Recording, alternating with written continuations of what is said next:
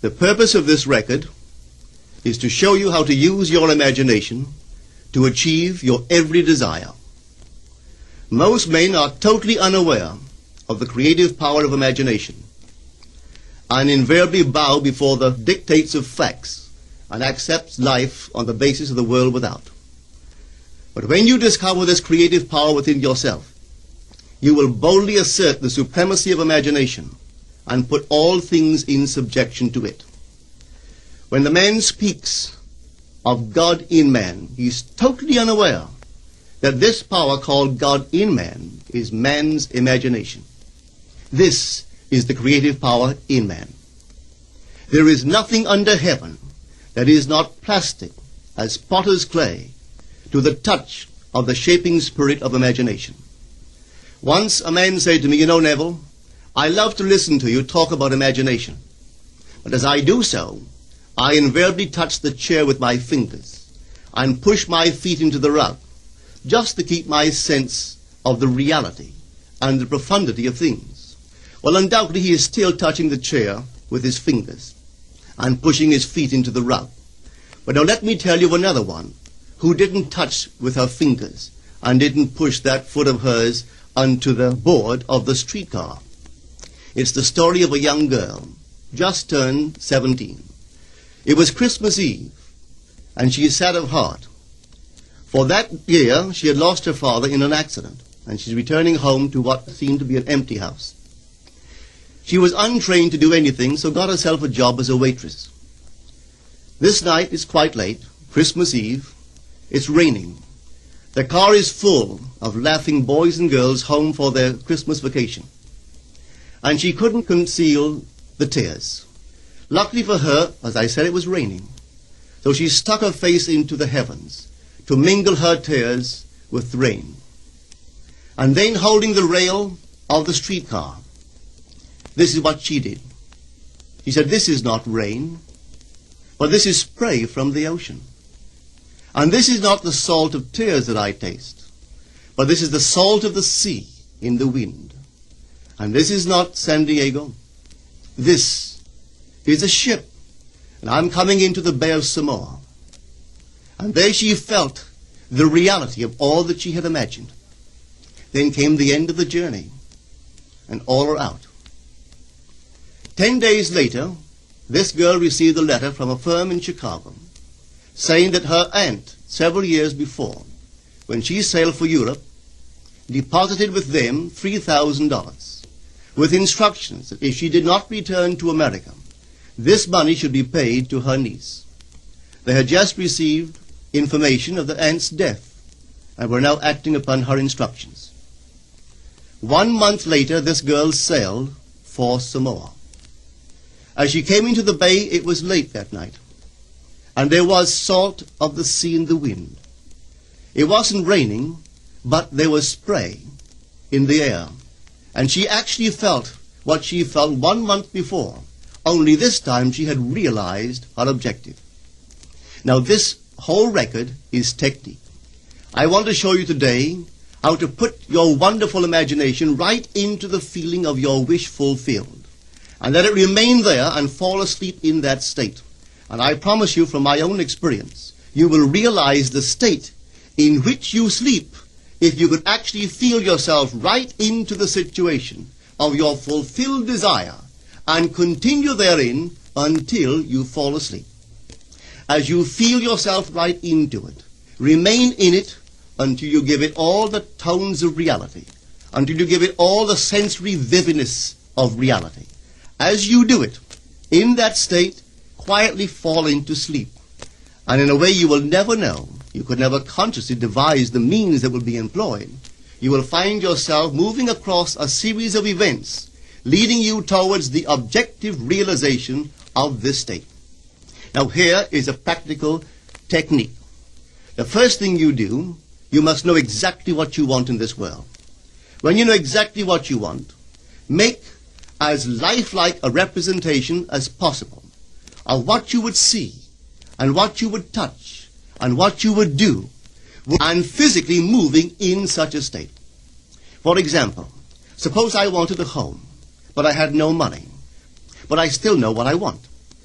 without taking anything into consideration, I would make as lifelike a representation of the home that I would like, with all the things in it that I would want.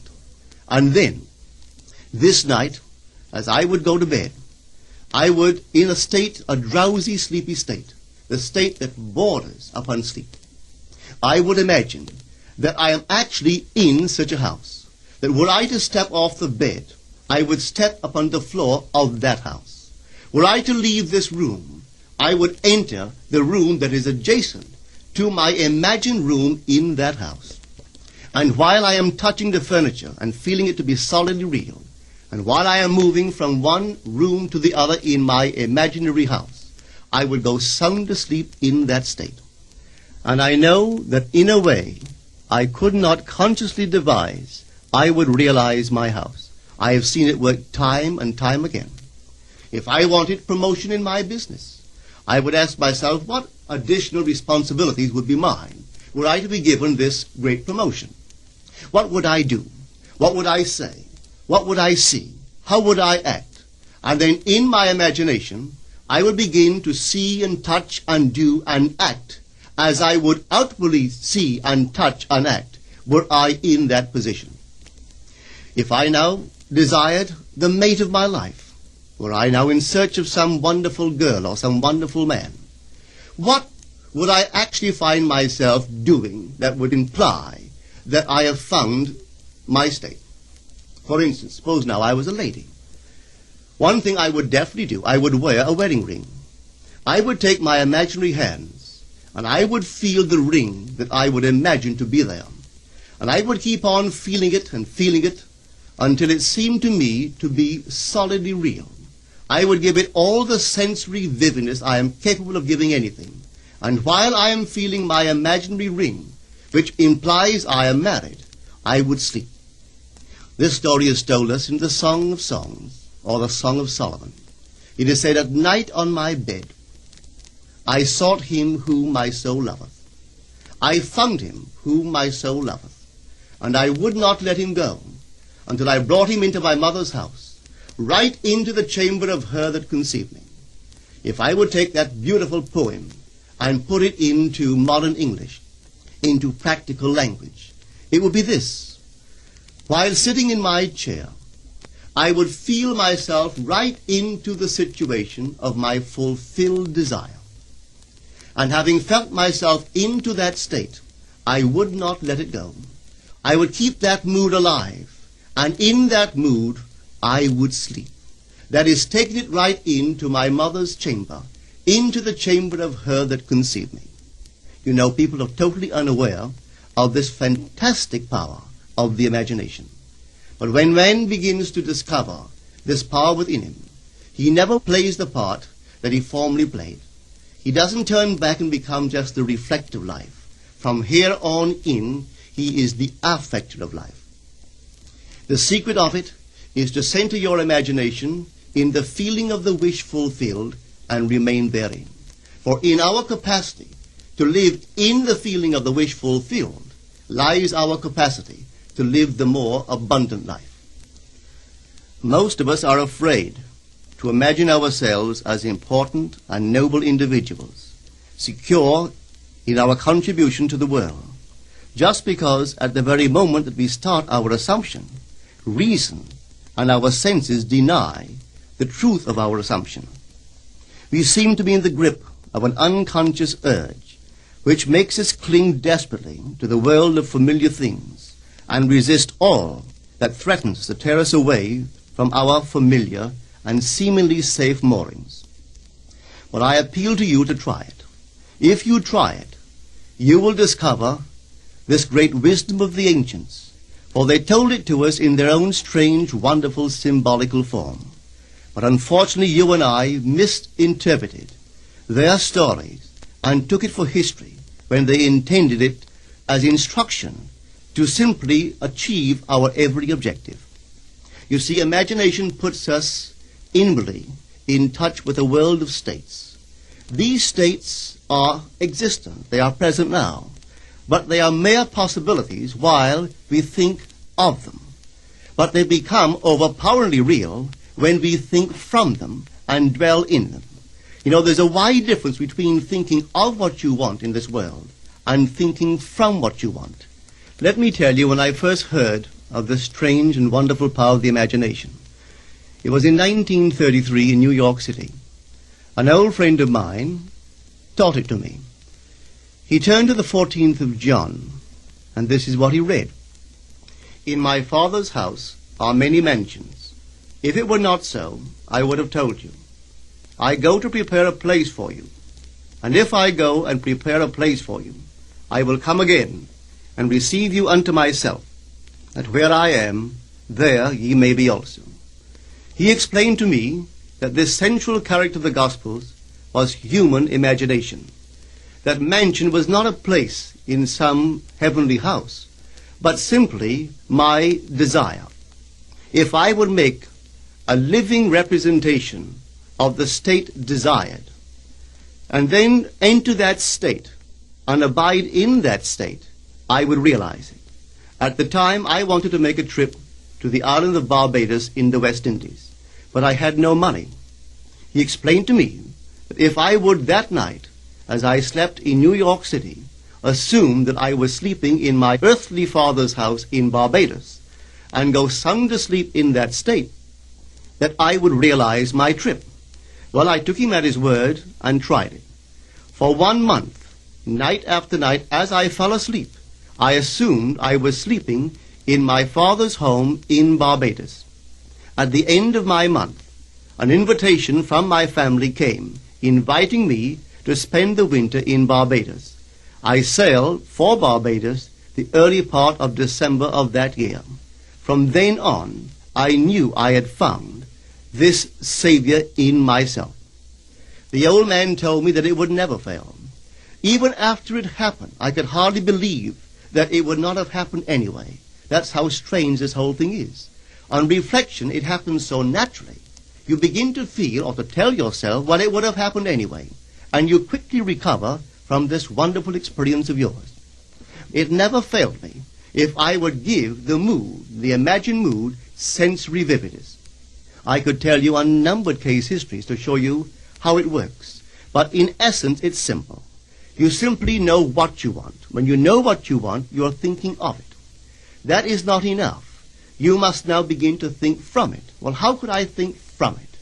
I am sitting here, and I desire to be elsewhere.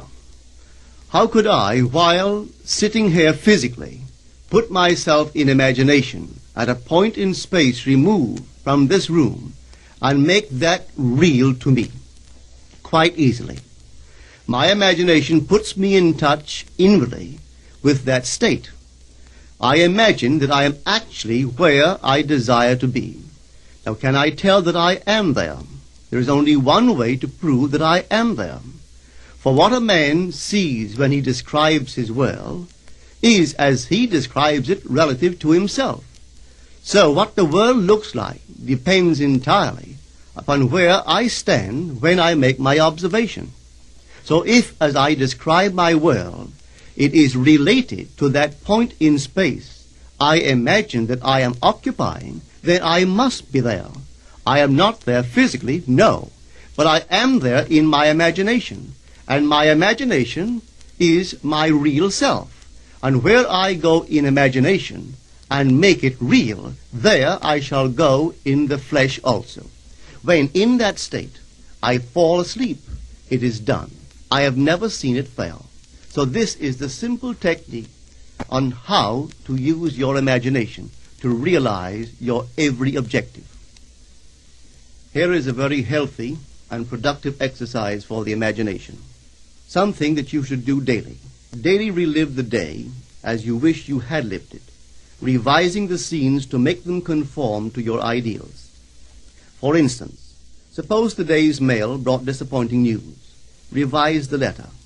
Mentally rewrite it and make it conform to the news you wish you had received. Or suppose you didn't get the letter you wish you had received. Write yourself the letter and imagine that you received such a letter. Let me tell you a story that took place in New York not very long ago. In my audience sat this lady who had heard me numberless times. And I was telling the story of revision, that man, not knowing the power of imagination, he goes to sleep at the end of his day, tired and exhausted, accepting as final all the events of the day.